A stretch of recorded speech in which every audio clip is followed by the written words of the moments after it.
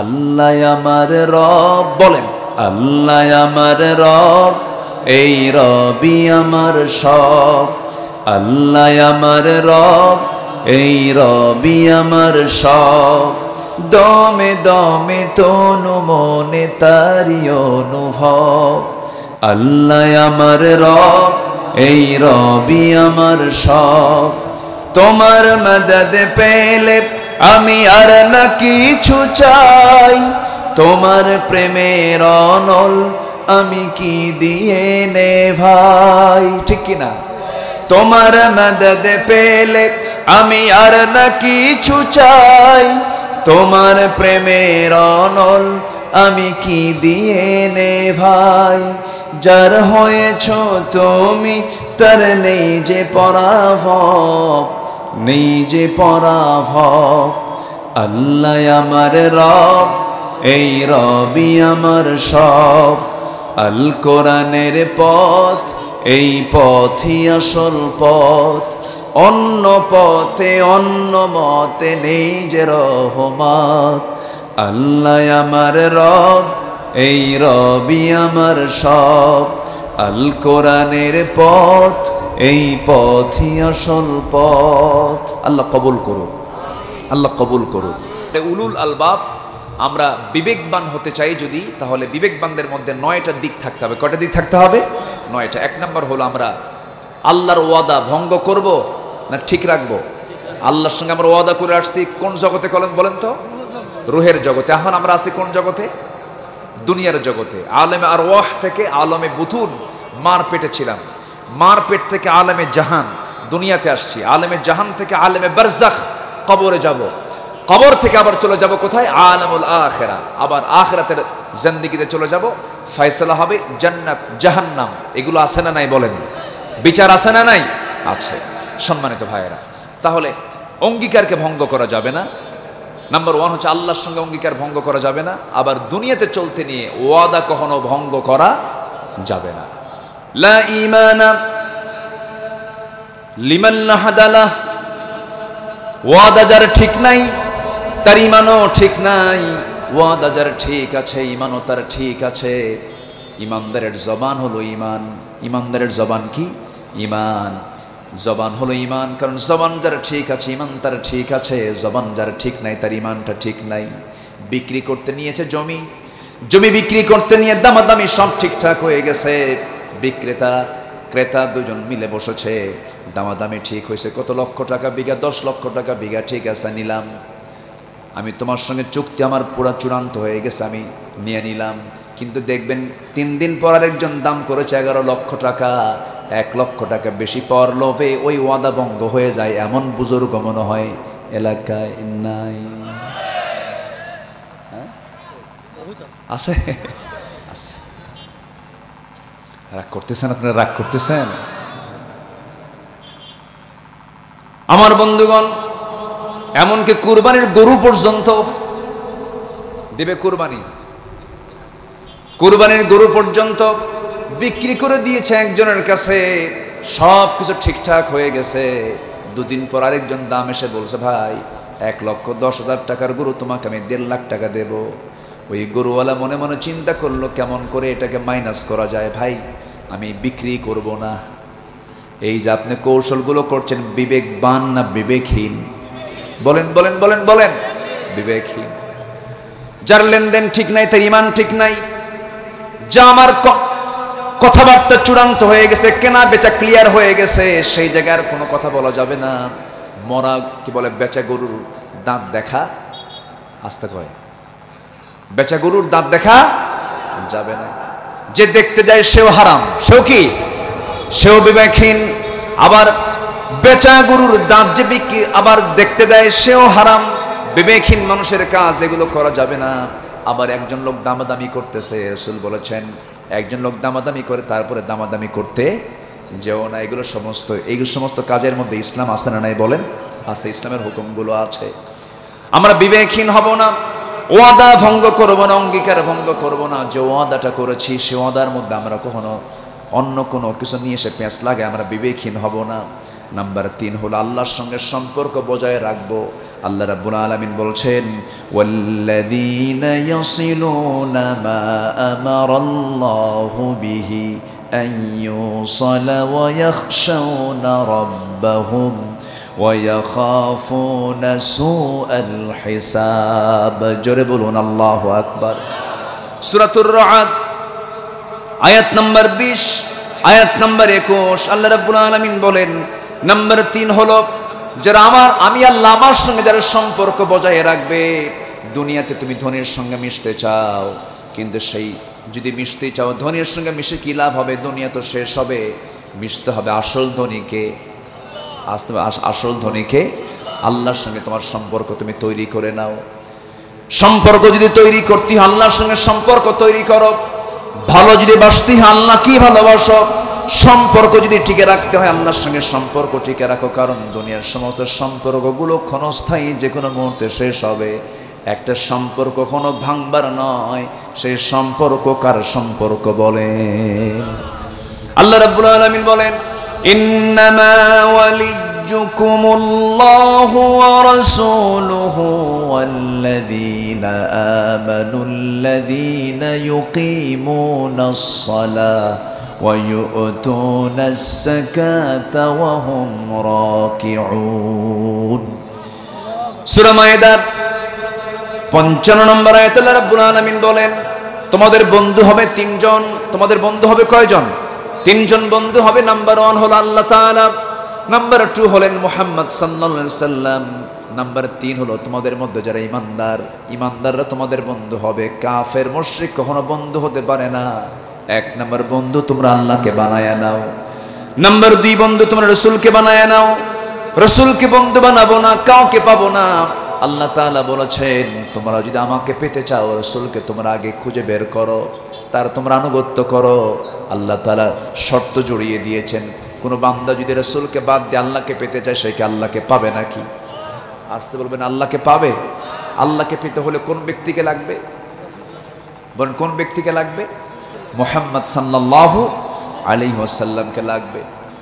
আমার বন্ধুগণ, এই আয়াতটা খুব দামি আয়াত, অথচ এই আয়াতটাকে শুধু অনেকে মনে করেন শুধু মুহাব্বতের আয়াত। এটা না, খুব গুরুত্বপূর্ণ একটা আয়াত, খুব কমন আয়াত যদিও, কিন্তু গুরুত্বপূর্ণ ব্যাখ্যার মধ্যে আছে। যারা পারেন ঠোঁট মিলিয়ে বলুন ইন কুনতুম তুহিব্বুনাল্লাহা ফাত্তাবিউনি ইউহিব্বুকুমুল্লাহ ওয়া ইয়াগফির লাকুম যুনুবাকুম ওয়াল্লাহু গফুরুর রহিম।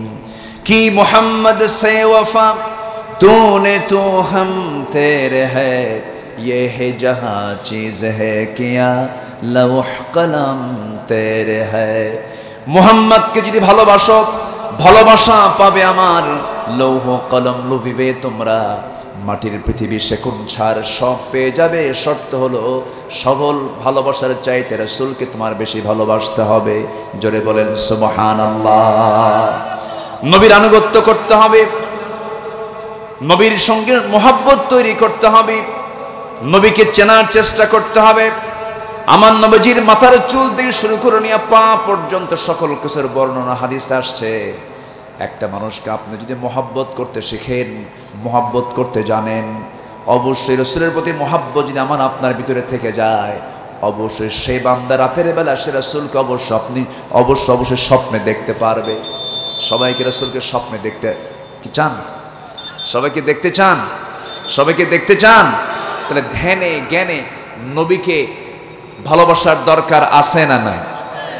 আমি যখন খাইতে যাব, আহারে রাসূল কেমন করে খাইছেন। আমি যখন ঘুমাতে যাব, রাসূল কেমন করে ঘুমাইছেন। আমি যখন কথা বলতে যাব, রাসূল কেমন করে কথা বলেছেন। আমি যখন স্ত্রীর সঙ্গে কথা বলতে যাব, তখন ভাববো রাসূল কেমন করে স্ত্রীর সঙ্গে কথা বলেছেন।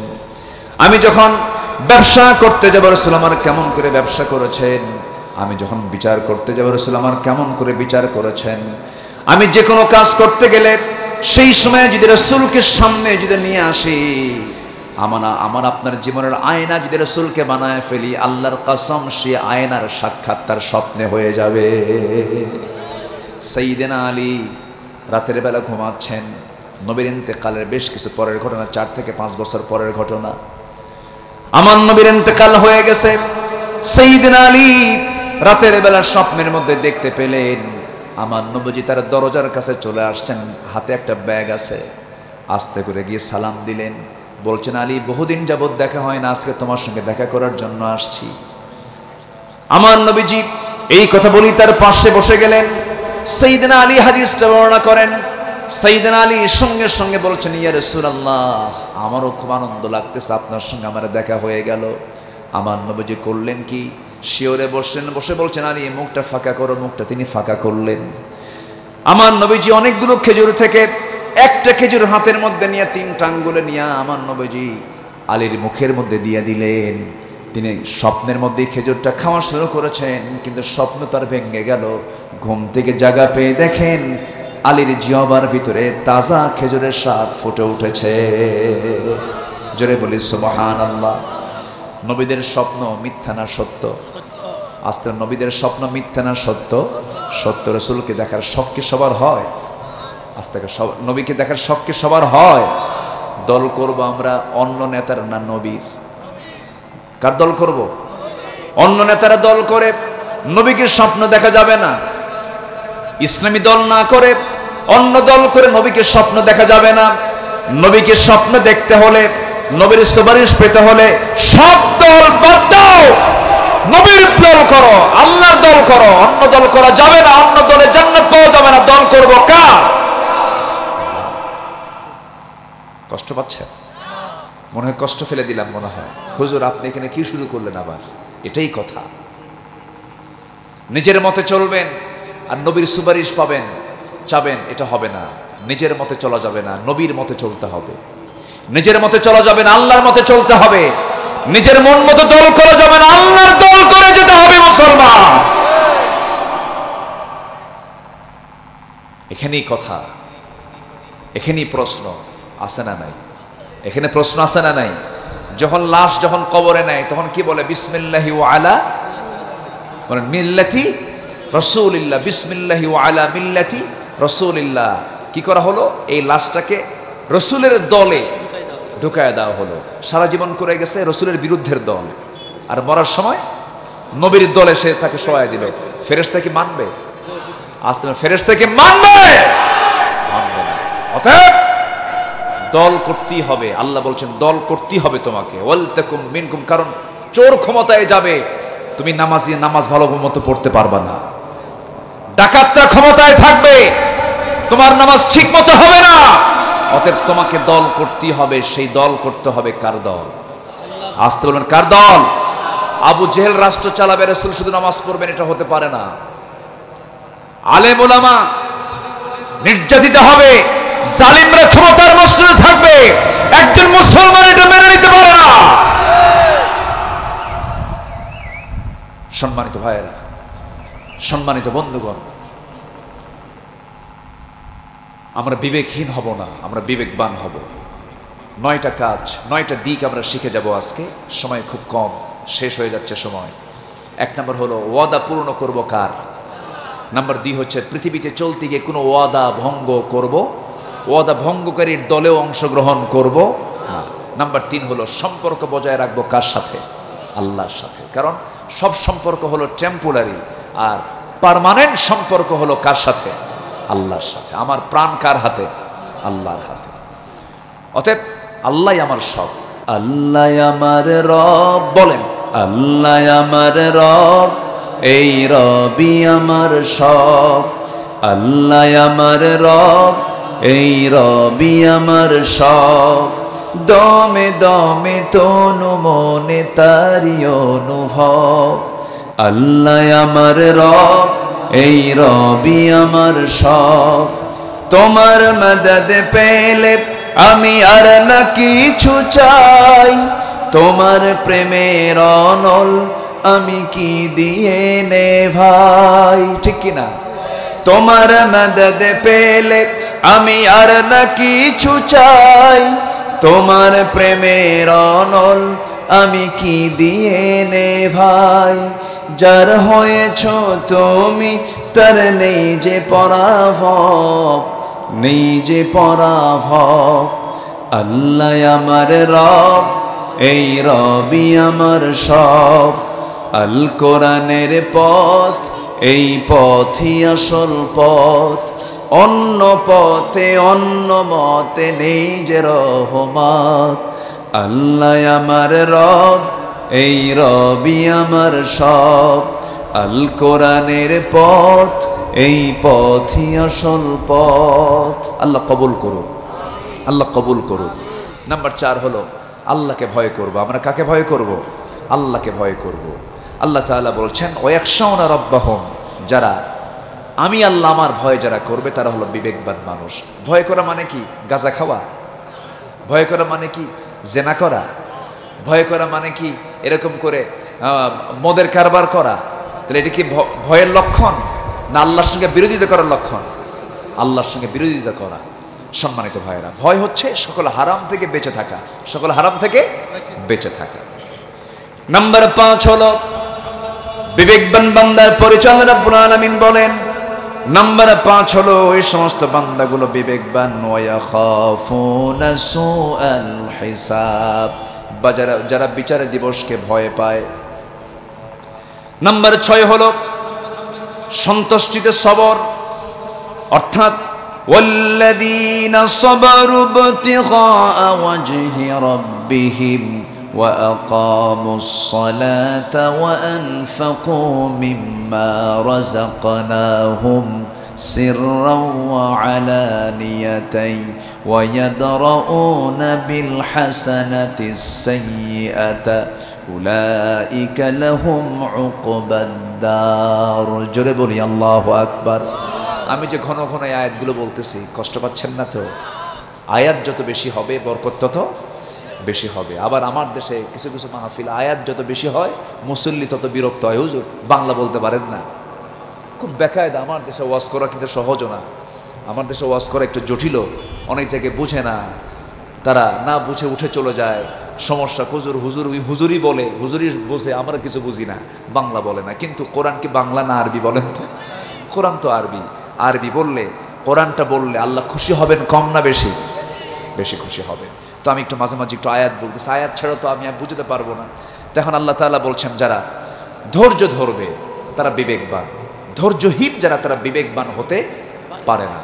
ধৈর্যের কিছু পরিচয় আছে, যেরকম আস-সাবরু আলাত তাআহ, আস-সাবরু আনিল মাসিয়াহ, আস-সাবরু আলাল ইকদার।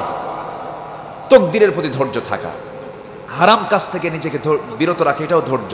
আবার আনুগত্য, কারো আনুগত্য, যেরকম আল্লাহর আনুগত্য, রাসূলের আনুগত্য মানতে গেলে ধৈর্যের দরকার আছে না নাই? আছে। ধৈর্য মানে শুধু এটা নয় যে একজন আমাকে থাপ্পড় মারল আমি তাকে থাপ্পড় মারলাম না, এটা নাম শুধু ধৈর্য নয়। অনেক সময় এরকম হয়, আমাকে থাপ্পড় মারলো, আমি আরেকটা গাল আগায় দেব না। জালিমের জুলুম যেন না বৃদ্ধি পায়, এটার জন্য কাজ করা ধৈর্যের পরিচয়, ঠিক কিনা?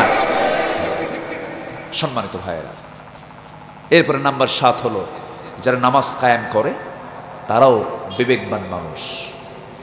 বিবেকহীন কখনো নামাজ কায়েমের কাজ করতে পারে না।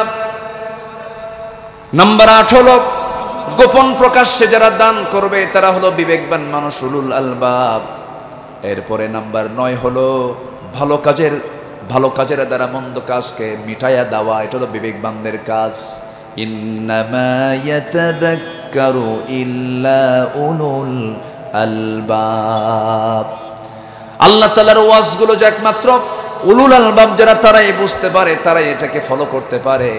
এই জন্য আমার বন্ধুগণ, আজকের মাহফিলে যারা আসছেন, নামাজ কায়েমের তো কাজ করব আমরা। নামাজ পড়ার দরকার আছে না নাই বলেন? 5 ওয়াক্ত নামাজ পড়বেন কারা কারা? একটু হাত তুলে দেখান তো দেখি। জোরে বলি ইয়া আল্লাহ, আরো জোরে বলি ইয়া আল্লাহ। আমাদেরকে 5 ওয়াক্ত সালাত আদায় করার তৌফিক তুমি আল্লাহ দিয়া দাও। জোরে বলি আমিন, আরো জোরে আমিন, আরো জোরে আমিন। সম্মানিত ভাইয়েরা, সম্মানিত বন্ধুগণ, অনেক দূর থেকে আজকের মাহফিলে, অনেক দূর দূরান্ত থেকে মাহফিল আসছেন। শুনেছি মাদের অংশগ্রহণও কম নয়। আজকের মাহফিল অনেক মা বোনরা আসছেন। সবার বাড়িতে মা বোন আছে না নাই বলেন তো? আছে। মা বোনদের ইমান ধ্বংস করার জন্য ঘরে ঘরে ঢুকিয়ে দেওয়া হয়েছে ছোট ছোট সিনেমা। প্রত্যেকটা বাড়িগুলো হয়ে গেছে এখন সিনেমা হলের মতো। বড় বড় এলইডি, না বড় বড় এলইডি টেলিভিশনগুলো প্রত্যেকটা বাড়ির মানে ড্রয়িং স্পেসে রেখে দেওয়া হয়। নাটকগুলো দেখা হয় দেশীয় না ভারতীয়? বলেন দেশীয় না ভারতীয়? ভারতীয়দের সিনেমার সাথে অন্য ধর্মের সম্পর্ক আছে না নাই? তাদের পূজা, তাদের পার্বণ, তাদের লাইফস্টাইল, তাদের পোশাক, তাদের হাতে কি শাখা, তারপরে কপালে কি সিঁদুর, এই যে রং লাগানো সমস্ত কৃষ্টি কালচারগুলো আমার আপনার বাড়ির মধ্যে তারা ঢুকায় দিচ্ছে। আমরা এটাকে রিসিভ করছি। একজন বিবেকবান নারী কখনো এই সমস্ত সংস্কৃতিকে লালন করতে পারে? ওদের পোশাক দেখে ওই পোশাকটা কেনার জন্য মার্কেটে চলে যায়। এরকম নারী আমার দেশে আছে না নাই? আছে। আমার ভাইয়েরা, একটা কথা মনে রাখবেন, একজন নারী 4 জন পুরুষকে জাহান্নামে নিয়ে যাবে। কয়জন পুরুষকে? 4 জন। বাবাকে নিয়ে যাবে, বড় ভাইকে নিয়ে যাবে, স্বামীকে নিয়ে যাবে, ছেলেকে নিয়ে যাবে। তাহলে এখানে বাবা আছে না নাই? ভাই আছে না নাই? ছেলে আছে না নাই? স্বামী আছে না নাই? আছে। আমরা কি চাই আমাদের অধীনস্থ নারীর কারণে আমরা জাহান্নামে যাই? তাহলে আমাদের দায়িত্ব আছে না নাই? আছে। তাদের ব্যাপারে আমাদের খেয়াল রাখতে হবে। তাদের প্রতি যেন কোনো বেহায়াপনার কোনো চিত্র আমরা যেন লক্ষ্য না করি। আমার বোনকে আমার পাহারা দিতে হবে, আমার স্ত্রীকে আমার পাহারা দিতে হবে। এরকম অনেক স্বামী আছে নিজের বউকে দেখাতে সে নিজেকে খুব কমফোর্ট ফিল করে। আমার বউ সুন্দর, সবাইকে একটু দেখায়। মাঝে মাঝে ফেসবুকে নিজের বউয়ের ছবি পোস্ট করিয়া ফেসবুকে লেখে, প্রিয় বন্ধুরা আসুন আমার বউটাকে সবাই মিলে জামাতের সাথে দেখি। যেরকম নাউজুবিল্লাহ, এরকম অসভ্য। এটা কি বিবেকবান না বিবেকহীন? বিবেকবান না বিবেকহীন? বিবেকহীন। এগুলো কাজগুলো আমরা করতে যাব না। আমার বউকে আমি পাহারা দেব, আমার বউয়ের সতীত্বকে আমার হেফাজত করতে হবে, তাকে পাহারা দেওয়ার দায়িত্ব হচ্ছে আমার। এগুলো বিষয়গুলো আমরা একটু খেয়াল করার চেষ্টা করি। 4টা কারণে একজন স্বামী তার স্ত্রীকে শাসন করতে পারে, মারতে পারে। কয়টা কারণে বলেন তো? শুনবেন কি? মারার জন্য শুনবেন নাকি? এটা কি এখন মায়েরা মনে মনে ভাবতেছে, হুজুর এতক্ষণ তো ওয়াজ লাইনই ছিল, কিন্তু এখন তো বেলাইনে চলে যাচ্ছে। তো আমি কি বলবো 4টা কারণে চাই? 4টা কারণে একজন স্বামী তার স্ত্রীকে মারতে পারে। কয়টা কারণে বলেন? 4টা কারণে বলি। মারবেন? তাহলে শুনবেন কেন?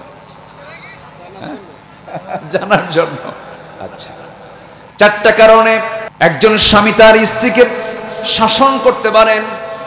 নাম্বার 1 হলো, যদি কোনো স্ত্রী, আল্লাহর হক হলো 5 ওয়াক্ত নামাজ, নামাজ যদি 5 ওয়াক্ত না পড়ে শাসন করতে পারবেন, তাকে মারতে পারবেন। নাম্বার 2 হলো, রমজান মাসে রোজা যদি না রাখেন তাকে মারতে পারবেন। নাম্বার 3 হলো, ইতাআত, স্বামীর যদি আনুগত্য না করে তাকে মারতে পারবেন। নাম্বার 4 হলো, সতীত্বের যদি হেফাজত না করে, নিজের সৌন্দর্য যদি মানুষকে দেখিয়ে বেড়ায়, নোংরামি যদি গুলো করে। এখন তো নোংরামি করার জন্য কিচ্ছু দরকার নাই, সবচেয়ে বড় একটা যন্ত্র আছে, তার নাম হলো মোবাইল। নোংরামির একটা আঁকড়া হলো মোবাইল। খুব সাবধান, খুব সাবধান। আমাকে অনেকে প্রশ্ন করে, হুজুর মোবাইল ব্যবহার করা কি? আমি উত্তর দিতে নিয়ে বলি, মোবাইল ব্যবহার করা হলো তার জন্য হালাল যে মোবাইলকে চালাতে পারে, আর যাকে মোবাইল নিজেই চালায় তার জন্য মোবাইল ব্যবহার করা হারাম। আমার বন্ধুগণ, এই 4টা কারণে স্বামী তার স্ত্রীকে মারতে পারবে। তবে মারার ক্ষেত্রে সাবধানতা রাসূল বলে দিয়েছেন। তবে সেই শাসন করতে গেলে 1.5 হাত লাঠি দিয়ে মারা যাবে না, 3 হাত লাঠি দিয়ে মারা যাবে না, কোনো হাত দিয়েও মারা যাবে না। পকেটে থাকা যে মেসোয়াকটা আছে, মেসোয়াকের দৈর্ঘ্য হলো 9 ইঞ্চি মেসোয়াক। এই 9 ইঞ্চি মেসোয়াক দেশে সর্বরজোর মারতে পারে। আপনার চোখের সামনে যদি কোনো স্বামী তার স্ত্রীকে 9 ইঞ্চি মেসোয়াক দিয়ে যদি মারে, সেই সময় এই দৃশ্য দেখলে কি কেউ বলবে মারে না, সোহাগ করে? কি করে? তাহলে এখন বলেন, মারতে বলেছে কি লাঠি দিয়া না মেসোয়াক দিয়া? তাহলে মেসোয়াক দিয়ে কি শাসন হয় না আদর হয়?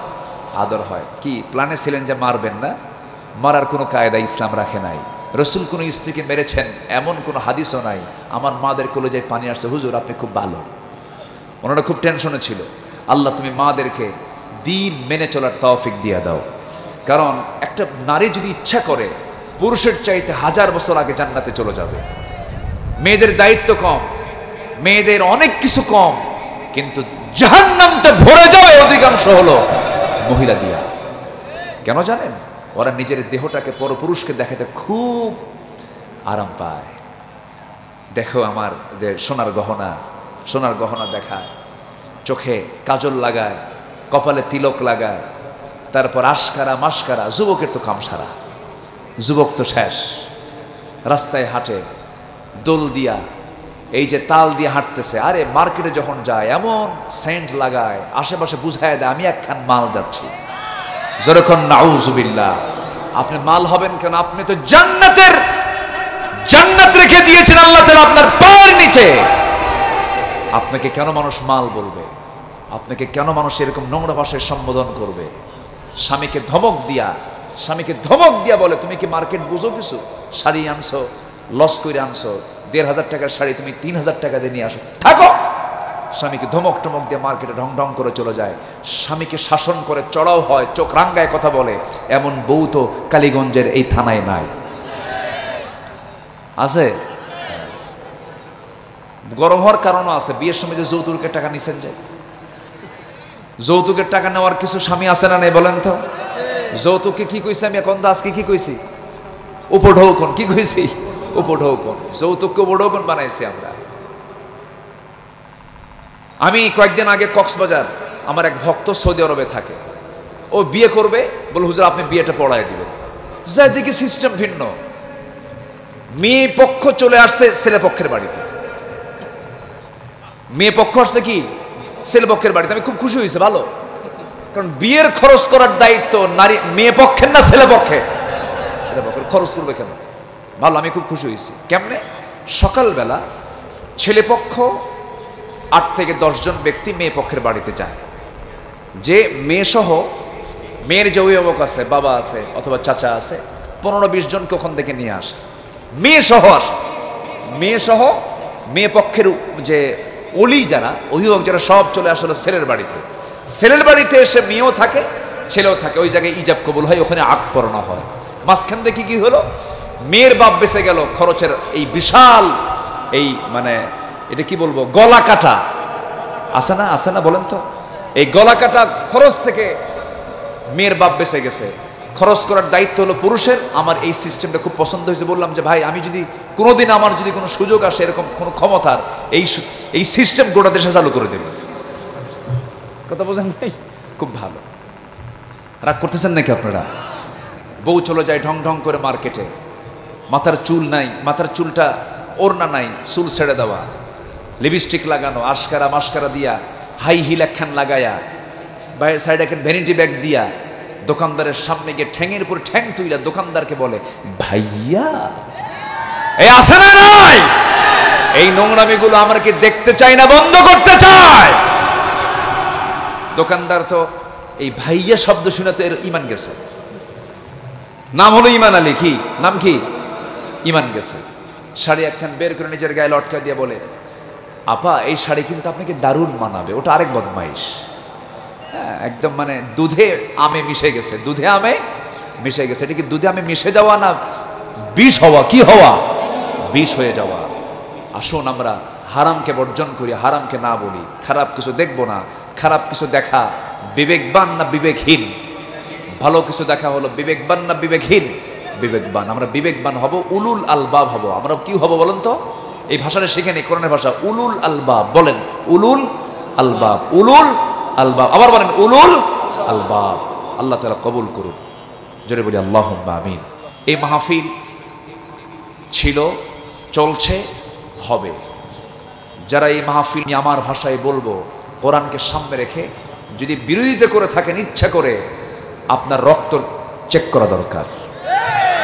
আপনার রক্তের মধ্যে হামানের রক্ত লুকানো আছে, আবু জেহেলের রক্ত লুকানো আছে। আপনার নাম পোস্টারে নাই, কোরআনের জন্য স্যাক্রিফাইস করবেন। যা, কোরআন তো, আমার নাম নাই, সমস্যা নাই, মানুষ কোরআন শুনুক। আপনি কোরআনের জন্য স্যাক্রিফাইস করবেন না, কোরআন আপনার পক্ষে সুপারিশ করবে না। মাহফিল হলো মৌচাক, মৌচাকে মধু থাকে, মধু নিবেন, মৌমাছির সঙ্গে মারামারি করবেন না। মৌমাছির সঙ্গে পীড়িত করেন, ও আস্তে করে আপনাকে মধু কাটতে দেবে, ঢিল মারবেন, হুল ফুটাইয়া দেওয়া হবে। আল্লাহ তাআলা ওই ভাই যারা মাহফিলের বিরোধিতা করেন, আল্লাহ তাদেরকে শুভবুদ্ধির উদয় ঘটিয়ে দিন। জোরে বলি আল্লাহুম্মা আমিন।